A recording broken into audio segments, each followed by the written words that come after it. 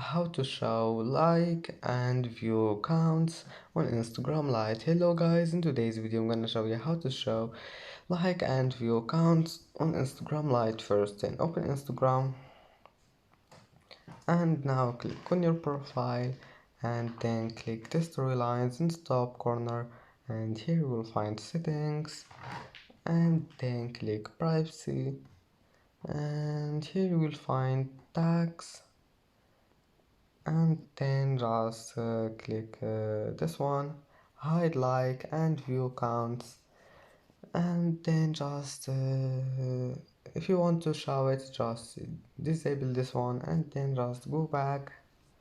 And that's it for today's video. Don't forget like and don't forget subscribe, and thank you for watching this video until the end, and see you in the next video.